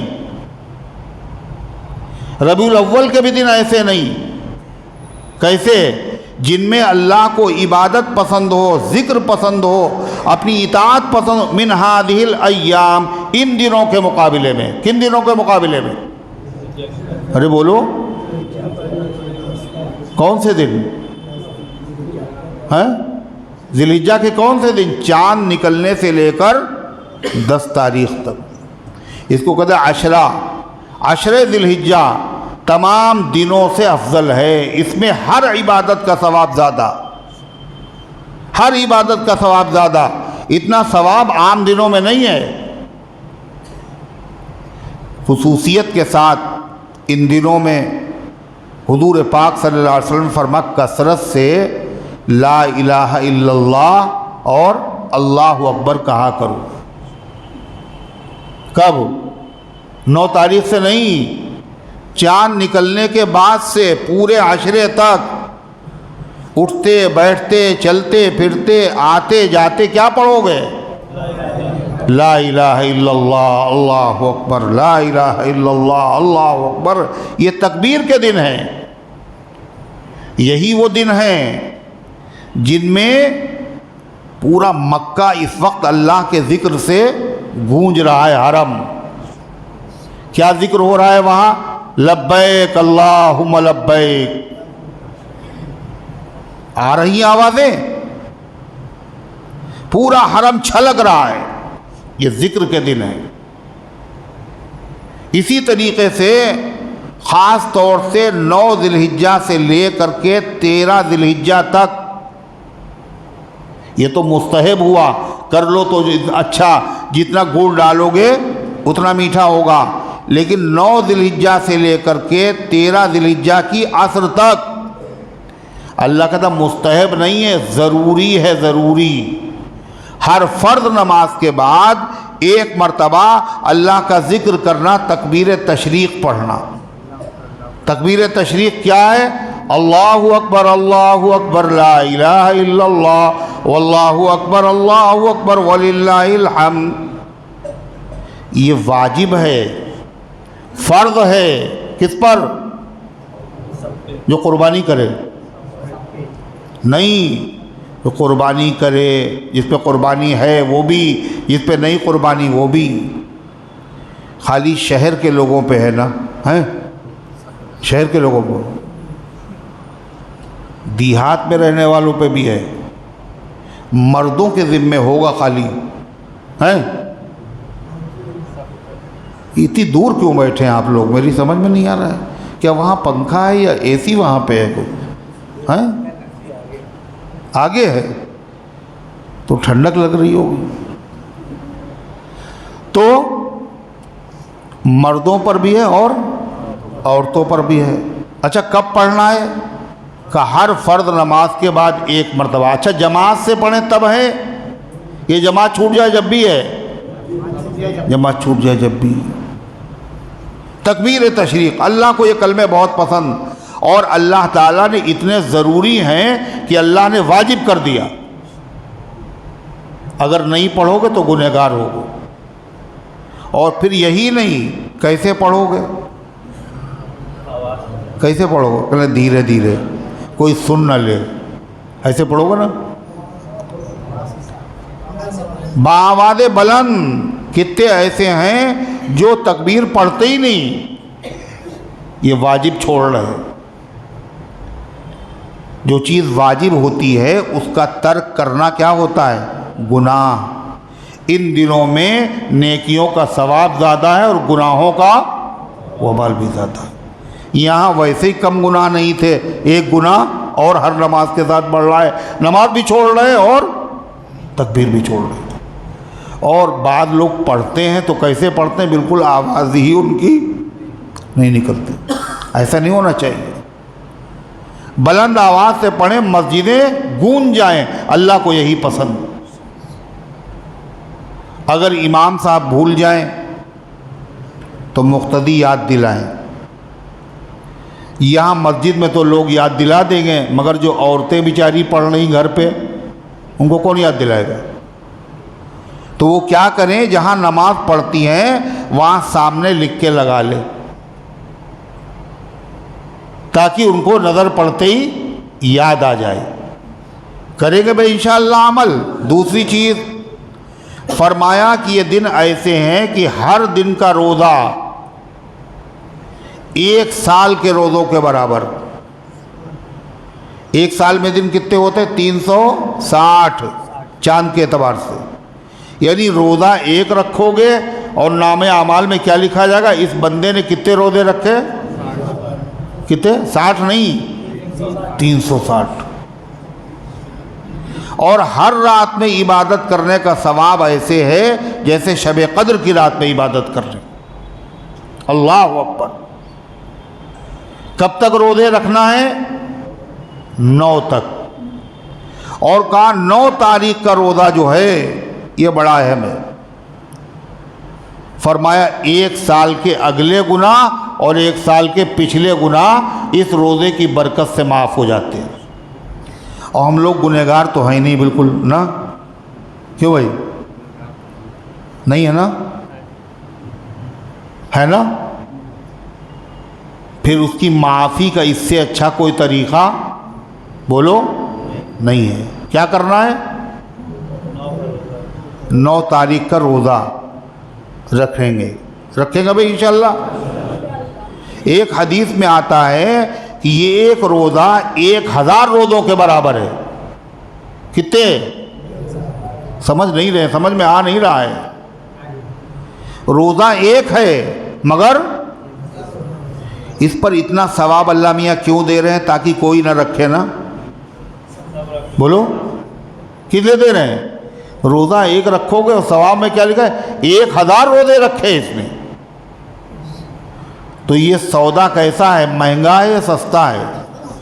بولو سستا ہے۔ اب تک تو یہ دن آتے رہے اور گزرتے رہے، ہم لوگوں نے قدر نہیں کی، ہے نا؟ اب یہ ذی الحجہ کے دن آ گئے۔ یہ روزے اگرچہ فرض واجب نہیں ہیں، مستحب ہیں، لیکن ان کے اندر نفع بہت ہے۔ ارے ہے یا نہیں؟ تو اس لیے اب تک تو نہیں رکھے تھے۔ اس سال کیا ارادہ ہے بھائی؟ بولو کیوں؟ اس لیے کہ اگلے سال تو یہ 9 تاریخ کا دن آئے گا، مگر ہم لوگ بھی اس میں ہوں گے یہ ضروری نہیں۔ اچھا اگر ہوئے بھی تو اس پوزیشن میں ہوں گے کہ روزہ رکھ سکیں، یہ بھی تو ضروری نہیں۔ اس لیے وقت کو غنیمت سمجھیں اور اس کی قدر کریں۔ اللہ تعالی ہم سب کو توفیق عطا فرمائے۔ اللہ فرماتا ہے وَلِلَّهِ الْأَسْمَاءُ الْحُسْنَى فَادْعُوهُ بِهَا۔ غفلت کو ختم کرو اور اللہ کا ذکر کرو۔ کیسے ذکر کریں؟ وَلِلَّهِ الْأَسْمَاءُ الْحُسْنَى، اللہ کے بڑے اچھے نام ہیں۔ اچھے نام ہوں کا مطلب اللہ کے وہ نام ہیں جو اللہ کی صفات کمال پر دلالت کرتے ہیں۔ رازق رزق دینے والا، محیی زندگی دینے والا، ممیت موت دینے والا، غافر بخشنے والا۔ اور ہر آدمی میں کمال ہوتا ہے، مگر اللہ میں جو کمال ہے ایسا کمال کسی میں نہیں۔ اس لیے اللہ کے یہ نام اللہ کے کمال پر دلالت کرتے ہیں، اس لیے ان ناموں سے اللہ کے علاوہ کسی کو پکارنا جائز نہیں ہے۔ فرما وَلِلَّهِ الْأَسْمَاءُ الْحُسْنَى، اللہ کے بڑے اچھے نام ہیں۔ فَادْعُوهُ بِهَا، اللہ کو انہی ناموں سے پکارا کرو۔ کتنے نام ہیں؟ 99 نام۔ حدیث میں آتا ہے جس نے ان کو یاد کر لیا وہ جنت میں جائے گا۔ یعنی 99 نام اگر کوئی آدمی ایک مرتبہ لے لے اور اس کے بعد اللہ سے دعا مانگے تو اللہ اس دعا کو قبول فرما لیتا ہے۔ پھر یہ صرف علماء نے لکھا صرف 99 نام نہیں ہیں، قرآن اور حدیث سے 99 نہیں بلکہ 1000 نام اللہ تعالیٰ کے ثابت ہیں۔ یہ تو ایک تعداد بتائی گئی ہے، اور بھی اللہ تعالیٰ کے نام، اللہ کی صفات بہت، اللہ کے نام بہت۔ پھر فرمائے ان ناموں کے ذریعے سے تم ادعو بہا، اللہ تعالیٰ سے دعا مانگو۔ دعا مانگنے کے 2 طریقے، ادعو بہا کے 2 معنی۔ ایک معنی کیا ہے؟ خالی اللہ کا نام رٹو، اللہ اللہ اللہ اللہ، یا رزاق یا وہاب یا ستار یا غفار، خالی اللہ کا نام لو. یہ نام لینا بھی بہت بڑی عبادت ہے، اللہ کو بہت پسند ہے. اللہ کا نام لیا جا رہا ہے، ارے ہے یا نہیں؟ اللہ کا نام لو، اس سے دلوں کا زنگ دور ہو جائے گا، اس سے قلب چمکنے لگے گا، اس سے بھلے اور برے کا امتیاز ہو جائے گا.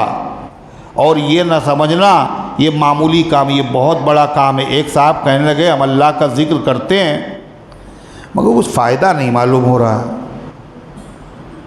کچھ فائدہ نہیں معلوم ہو رہا ہے. تو انہوں نے ایک بزرگ سے یہ بات کی، ان بزرگ نے کیا کہا، ارے ظالم یہ کم ہے تو اللہ کا نام لے رہا ہے، یہ فائدہ نہیں ہے.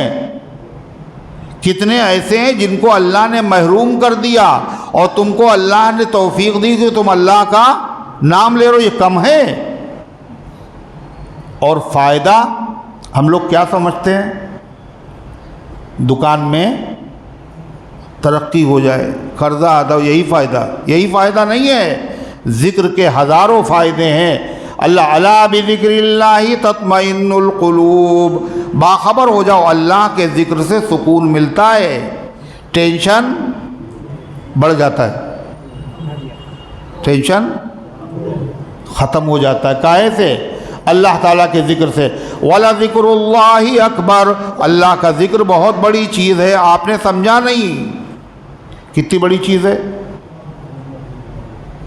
کتنی بڑی چیز ہے، سب سے بڑی چیز. اللہ کا ذکر ہی تھا کہ ابراہیم علیہ السلام نے جب کیا تو نمرود کے شعلے ان کو جلا نہ سکے.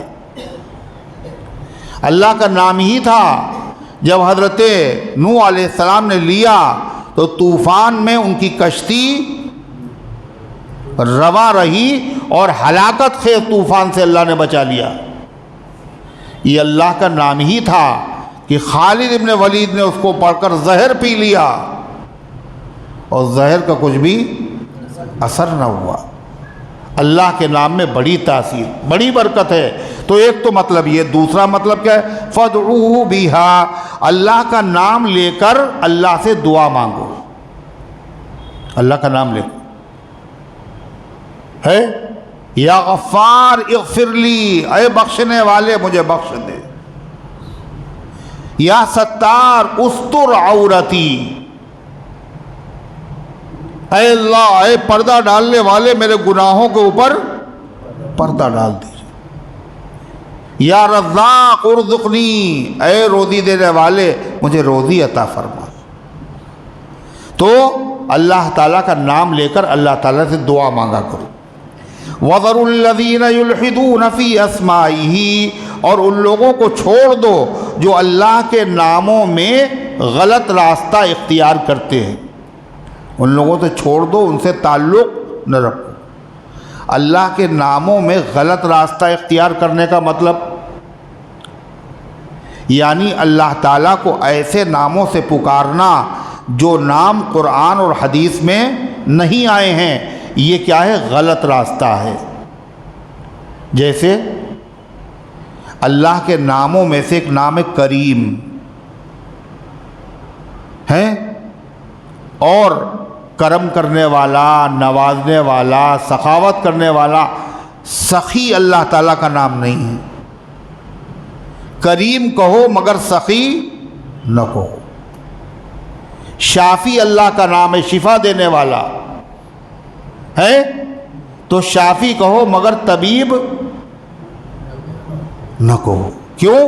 اللہ کو انہی ناموں سے یاد کرو جن ناموں سے جو نام قرآن اور حدیث میں اللہ کے لیے آئے ہیں. دوسری چیز، جو اللہ تعالیٰ کے نام قرآن و حدیث میں آئے ہیں ان ناموں کو اللہ تعالیٰ ہی کے لیے استعمال کرو، اللہ ہی کو ان ناموں سے پکارو. ان ناموں سے کسی غیر کو مت پکارو.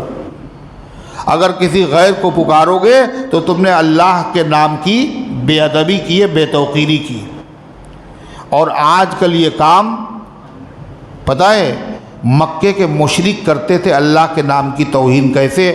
اللہ کا نام ہے اللہ، تو انہوں نے بت کا نام رکھ لیا لات. اللہ کا نام ہے عزیز، انہوں نے نام رکھ لیا بت کا عزا. اللہ کا نام ہے منان، انہوں نے بت کا نام رکھ لیا منات. اللہ فرما ایسے لوگوں سے تعلق مت رکھو. اور کتنے مسلمان ایسے ہیں جو اللہ تعالیٰ کا نام بندوں پر بولتے ہیں. جیسے نام کیا ہے؟ عبد الرزاق، عبد الرزاق، عبد الرحمن، عبد الرب، عبد الخالق. اور وہ لوگ کیا کہتے ہیں؟ کہتے ہیں اتنا لمبا نام کون لے؟ تو کیا کہتے ہیں؟ خالق. ارے کہتے نہیں. عبد الصمد، کیا کہتے ہیں؟ صمد. عبد الرازق، کیا کہہ رہے ہیں؟ عبد نہیں کہہ رہے ہیں، رازق شارٹ کٹ. کہتے نہیں کہتے ہیں. اگر کوئی آدمی اس عقیدے کے ساتھ کہے یہ رازق ہے تو کافر ہو جائے گا. اگر یہ عقیدہ نہیں ہے اور اللہ کے علاوہ کسی کو رازق کہے، خالق کہے، صمد کہے تو یہ گناہ ہے، اور گناہ کبیرہ ہے. کیا یہ؟ ارے بولو. گناہ کبیرہ. گناہ کبیرہ کسے کہتے ہیں؟ جو بغیر توبہ کے معاف نہیں ہوتا. اور بیٹے کا نام عبد الصمد رکھ لیا اور ماں باپ رات دن صمد صمد صمد. عبد الرزاق رکھ لیا، رزاق رزاق رزاق. ارے کہتے نہیں کہتے ہیں.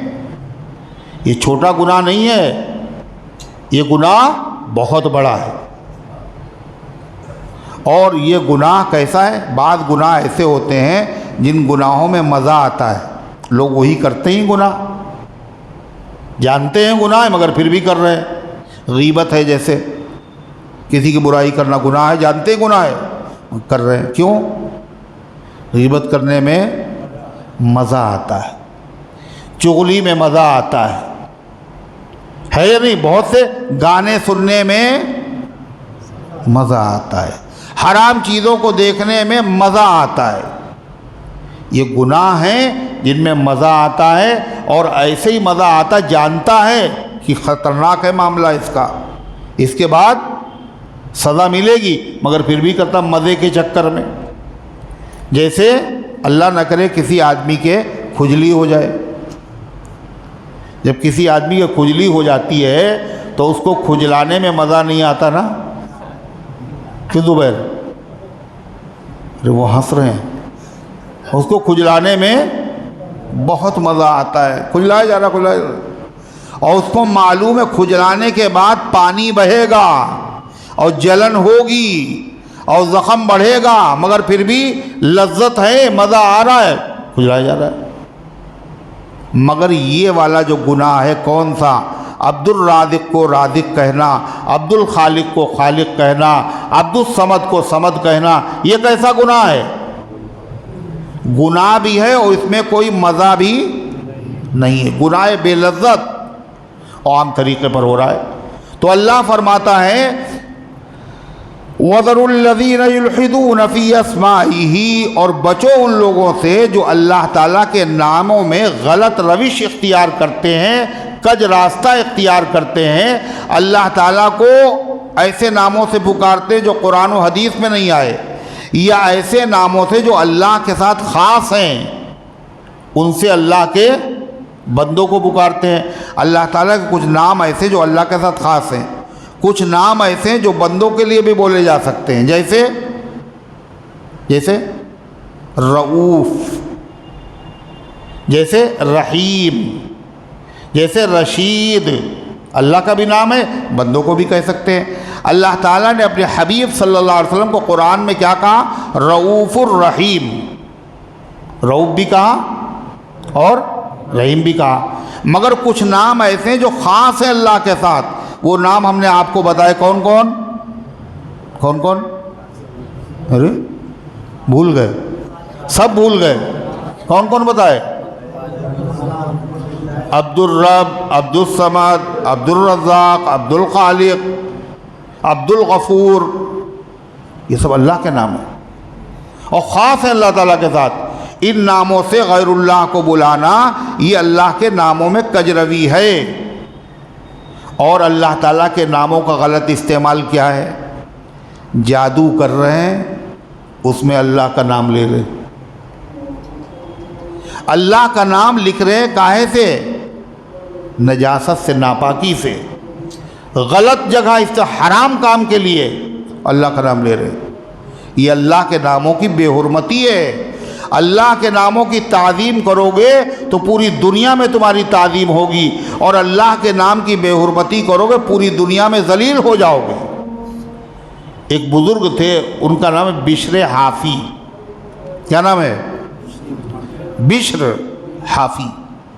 حافی کہتے ہیں اس آدمی کو جو ننگے پیر چلتا ہو۔ ان کو بشر حافی کیوں کہا جاتا ہے؟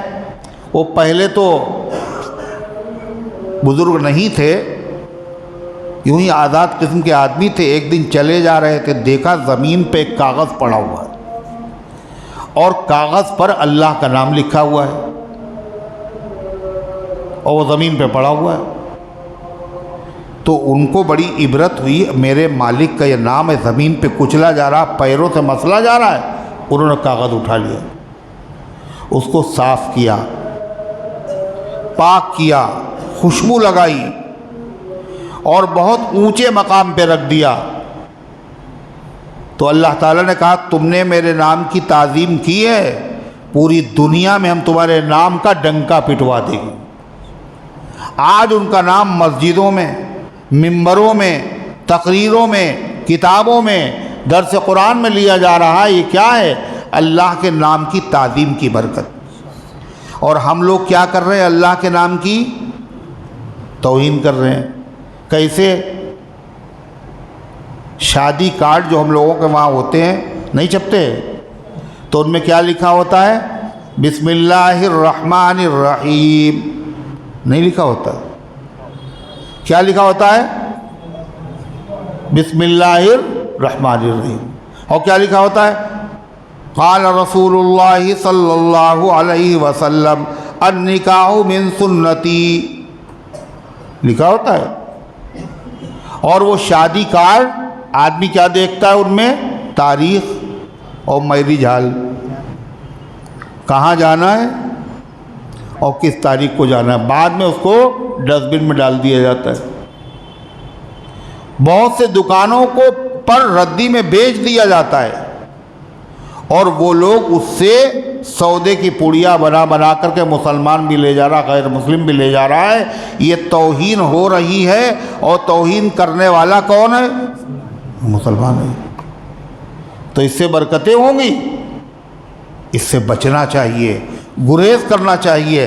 اللہ تعالیٰ فرماتا ہے وَلِلَّهِ الْأَسْمَاءُ فَادْعُوهُ بِهَا وَذَرُوا الَّذِينَ يُلْحِدُونَ فِي أَسْمَائِهِ۔ اور بچو ان لوگوں سے، چھوڑ دو ان لوگوں کو جو اللہ تعالیٰ کے ناموں میں کجروی اختیار کرتے ہیں، اور وہ باز نہیں آئیں گے تو ہوگا سَيُجْزَوْنَ مَا كَانُوا يَعْمَلُونَ، ان قریب ان کو بدلہ دیا جائے گا اس کا وہ جو دنیا میں کرتے تھے، اس کی سزا ان کو مل کر کے رہے گی۔ اور اگر تم ان سے تعلق رکھو گے تو کیا ہوگا؟ برے آدمی کا ساتھی بھی کیا ہوتا ہے؟ برائی میں پکڑا جاتا ہے۔ اللہ تبارک و تعالیٰ نے گزارشات کو قبول فرمائے، عمل کرنے کی توفیق عطا فرمائے۔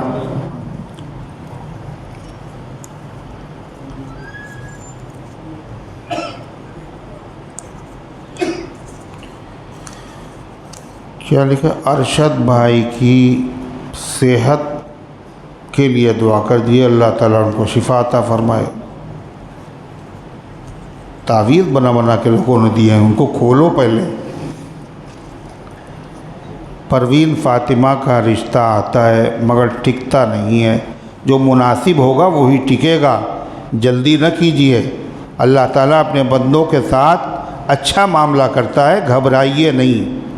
ٹرینیں جو ہیں وقت پر، جس وقت آپ چاہیں اس وقت ٹرین نہیں آتی، آتی ہیں، ہم تو چاہتے ہیں ابھی آ جائے مگر وہ لیٹ ہے۔ تو اللہ تعالیٰ کی طرف سے جہاں تاخیر ہوتی ہے اس میں خیر ہوتی ہے۔ اللہ کا نام لے کے دعا کرتے رہیے، یا لطیف یا فتاح، عظما ہے، اور کوئی دعا بتا دیجئے اولاد کے لیے۔ اولاد کے لیے قرآن کریم میں دعا موجود ہے۔ 2 پیغمبروں نے اولاد کے لیے دعا مانگی، ایک حضرت زکریا علیہ السلام اور دوسرے حضرت ابراہیم علیہ السلام، اور دونوں کی دعا قرآن میں موجود ہے۔ اللہ نے وہ دعا قبول بھی کی، ان کو اولاد بھی دی۔ اسی لیے قرآن میں یہی دعا پڑھ کر کے اللہ سے مانگو، اللہ قبول کرے گا، دے گا اولاد۔ کیا دعا ہے؟ رب هب لی من لدنک ذریۃ طیبہ انک سمیع الدعاء۔ یہ ہے 3 پارہ سورہ آل عمران، آیت نمبر 38۔ ربی حبلی سے پڑھ رہا ہے، ربی حبلی من لدنک ذریۃ طیبہ انک سمیع الدعاء، مانے اے اللہ مجھے اپنے پاس سے، ڈاکٹر کہہ رہا ہے نہیں ہوگی، ڈاکٹر نہیں دیتا ہے اولاد، اپنے پاس سے، اپنی قدرت سے، ربی حبلی مجھے عطا فرمائیے، من لدنکا خاص اپنی قدرت سے، ذریۃً اولاد۔ کیسی اولاد؟ جو ناکو چنے چبوا دے، جو خون کے آنسو رلوا دے۔ کیا کہا؟ ذریۃً طیبہ، اے اللہ پاکیزہ اولاد عطا فرما۔ انک سمیع الدعاء، بے شک آپ دعاؤں کے سننے والے ہیں۔ امام اہل سنت حضرت مولانا عبد الشکور فاروقی رحمۃ اللہ علیہ نے اپنی کتاب علم الفقہ میں لکھا کہ شوہر اور بیوی دونوں ہر نماز کے بعد اس کو 7 مرتبہ پڑھیں، اور درود شریف پہلے بھی 7 مرتبہ اور بعد میں بھی 7 مرتبہ۔ فرمائے یہ مجرب ہے، اللہ تعالیٰ نے بہت سارے لوگوں کو اس کی برکت سے صاحب اولاد بنا دیا۔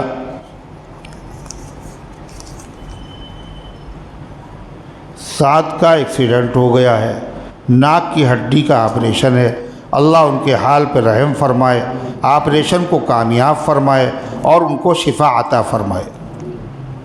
اگر کوئی شخص قربانی کرنے کے لیے جانور لائے اور وہ جانور بیمار ہو جائے، مر جائے، نقصان ہو جائے، تو کیا اگلے سال قربانی کرا سکتے ہیں؟ یہ مسئلہ بہت وقت پر کسی نے پوچھا ہے۔ اگر وہ آدمی غریب تھا، غور سے سنو، اس پہ قربانی واجب نہیں تھی، وہ جانور لے کے آیا، وہ بیمار ہو گیا، مر گیا، تو اس پر دوسری قربانی کرنا واجب نہیں۔ پہلے بھی واجب نہیں تھی، مگر جب اس نے خرید لیا اب واجب ہو گئی۔ اب وہ مر گیا تو قربانی اس کے ذمے سے ختم ہو گئی۔ اب اگر وہ غریب آدمی دوبارہ جانور خرید کے لائے گا تو دوبارہ واجب ہو جائے گی۔ لیکن اگر وہ آدمی مالدار ہے جس پہ قربانی واجب تھی، وہ جانور خرید کے لایا اور اس کے بعد بیمار ہو کے مر گیا، تو اس کی قربانی ختم نہیں ہوگی، بلکہ انہی تاریخوں میں قربانی کے اگر ایام باقی ہے تو اس کی جگہ پر دوسرے جانور کو خرید کر قربانی کرنا واجب ہے۔ اگر غریب آدمی قربانی کا جانور لایا اور مر گیا، جب مر گیا تو قربانی ختم ہو گئی تھی، مگر اس نے کیا کیا؟ وہ دوسرا لے آیا۔ جب دوسرا لے آیا تو اس کی قربانی واجب۔ غریب آدمی قربانی کے جانور لے کے آیا اور وہ کھو گیا۔ کیا ہو گیا؟ کھو گیا۔ جب کھو گیا تو کھو جانے دیتے۔ اب پتہ چلا کہ وہ صاحب دوسرا بھی خرید لیا ہے۔ جب دوسرا خرید کے لائے تو پہلا والا بھی مل گیا، تو اب ایک جانور کی قربانی کریں گے کہ یہ 2 کی؟ کہتے دونوں کی کرنا پڑے گی۔ کیوں؟ انہیں واجب نہیں تھی، تم نے واجب کی۔ کھو گیا تو واجب ختم ہو گیا تھا، تم نے پھر سے واجب کر لیا، اور جب واجب کر لیا تو دوبارہ پھر سے کھویا ہوا مل گیا، تو دونوں پہ قربانی واجب۔ مالدار آدمی کا جانور کھو گیا، اس نے دوسرا جانور خرید لیا، اب پہلے والا مل گیا، دونوں کی قربانی واجب نہیں، اس پہ تو پہلے سے بھی واجب تھی۔ ایک جانور لے آیا، ایک ہی کی واجب تھی، اب وہ کھو گیا، دوسرا اس لے آیا، اب چاہے اس کی کرے چاہے اس کی کرے۔ لیکن یہ جو بتایا اگلے سال قربانی، اگلے سال نہیں، ابھی موقع اسی سال کریے۔ اگر کوئی شخص منافقت سے ملتا ہے یعنی دل سے نہیں ملتا تو کیا اس سے قطع تعلق کر لیں؟ یہ آپ کو کیسے معلوم دل سے ملتا ہے نہیں ملتا؟ دل کا حال تو اللہ جانتا ہے۔ دوسری چیز یہ ہے کہ آپ سلام دعا جاری رکھیے، خیریت معلوم کر لیجئے، زیادہ گھلنے ملنے کی ضرورت نہیں ہے۔ کولے میں درد ہے، زمین پر بیٹھ کر نماز نہیں پڑھ پاتے ہیں، کرسی پر کھڑے ہو کر نماز پڑھ سکتے ہیں۔ کرسی پر کھڑے ہو کر یا بیٹھ کے ہیں؟ کرسی پر اگر آدمی بیٹھ کے نماز پڑھ رہا ہے تو اگر بیٹھ کے پڑھے گا، زمین پہ بیٹھے گا جب بھی درد ہے، اور کرسی پہ بیٹھے گا جب بھی درد ہے۔ اگر کرسی پہ آرام ملتا ہے تو پھر کرسی پہ پڑھ لے۔ لیکن کرسی پر نماز وہی شخص پڑھ سکتا ہے جو آدمی سجدہ زمین پر نہیں کر سکتا۔ اگر کوئی آدمی سجدہ زمین پر کر لیتا ہے تو اس پر کرسی پر بیٹھ کر نماز پڑھنا اس کے لیے جائز نہیں ہے۔ اور جو لوگ کرسی پر نماز پڑھیں تو ان کو چاہیے کہ وہ باقاعدہ ٹیک لگا کے نماز نہ پڑھیں۔ بھائی کرسی پہ اجازت مل گئی، بھائی درد تھا، اب ٹیک لگا کے یہ تو آ رہا بھی تو بے ادبی ہے۔ پھر اس کے بعد جب کرسی پہ نماز پڑھ رہے ہیں تو رکوع بھی کریں بیٹھ کر کے اور سجدہ بھی کریں، سجدہ بھی کریں بیٹھ کر، اشارے سے رکوع کریں۔ یہ نہیں کہ صاحب کھڑے ہو گئے، کھڑے ہونے کے بعد جب رکوع کا وقت آ گیا تو بیٹھ گئے، پھر اس کے بعد اسی میں بیٹھ کے اشارے سجدہ کیا، رکوع کیا، اور اس کے بعد پھر کھڑے ہو گئے اور سب سے آگے کھڑے ہوئے۔ یہ بار بار کھڑا ہونا اور بیٹھنا یہ افضل طریقہ نہیں ہے۔ افضل طریقہ یہ ہے جب آپ سجدہ نہیں کر سکتے ہیں تو پوری نماز بیٹھ کر پڑھیں، اور رکوع کے لیے بھی اشارہ کریں اور سجدے کے لیے بھی اشارہ کریں۔ اور جب اشارہ کریں تو اشارے میں ہاتھ آگے کرنا ضروری، سمجھ رہے ہیں؟ جو لوگ بیٹھ کے اشارے سے نماز پڑھتے ہیں وہ کیسے پڑھتے ہیں؟ رکوع کرتے ہیں تو ایسے کرتے ہیں، اور سجدہ کرتے تو اور ایسے کرتے۔ اس کی ضرورت نہیں ہے، اپنے گھٹنوں پر ہاتھ رکھے رہیں، صرف تھوڑا سا رکوع کے لیے جھکے، سجدے کے لیے تھوڑا سا جھک گئے، اتنا کافی ہے۔ یہ مسائل کا علم نہ ہونے کی وجہ سے یہ سب غلطیاں ہوتی ہیں اور مسئلے لوگ پوچھتے بھی نہیں ہیں۔ اچھا دوسری چیز یہ کہ پھر کیا کرتے ہیں، دوسروں کو دیکھ کے پڑھتے ہیں نماز، اور ظاہر بات ہے جس کو دیکھ کے پڑھ لو اگر اس کو خود معلوم نہیں ہے تو کیا ہوگا، تمہاری نماز بھی ویسے ہی ہوگی۔ جیسے عید کی نماز میں لوگ کیا کرتے ہیں، کیسے پڑھتے ہیں، کنکھیوں سے دیکھتے، نماز بھی پڑھتے جاتے ہیں اور کنکھیوں سے دیکھتے بھی جاتے ہیں کہ تکبیر کے بعد اس نے آدمی نے ہاتھ چھوڑے ہیں یا باندھے۔ اگر اس نے چھوڑے ہیں تو چھوڑ دیتے ہیں، اگر باندھے تو باندھ لیتے ہیں۔ اگر اس کا بھی غلط ہوا تو آپ کی بھی نماز غلط ہو جائے گی۔ تو اس لیے علماء سے پوچھنا چاہیے اور پوچھ کے عمل کرنا چاہیے۔ یہ عالموں کو دیکھنا چاہیے کہ یہ کیسے نماز پڑھ رہے ہیں، پھر ویسے ہی آدمی کو نماز پڑھنا چاہیے۔ اللہ تبارک و تعالی ہم سب کو دین کی صحیح سمجھ عطا فرمائے، اور دین کے تقاضوں پر اللہ تعالی ہم سب کو صحیح عمل کرنے کی توفیق عطا فرمائے۔ کھالہ بازار میں ایک وکیل صاحب تھے، شرافت حسین جعفری، اور وہ درس قرآن کا اعلان بھی کرتے تھے۔ آج ان کا انتقال ہو گیا، انا للہ و انا الیہ راجعون۔ دعا کیجیے اللہ تعالیٰ مرحوم کی مغفرت فرمائے اور امت کے تمام مرحومین کی مغفرت فرمائے۔ اللہم صلی علی سیدنا وعلی آل سیدنا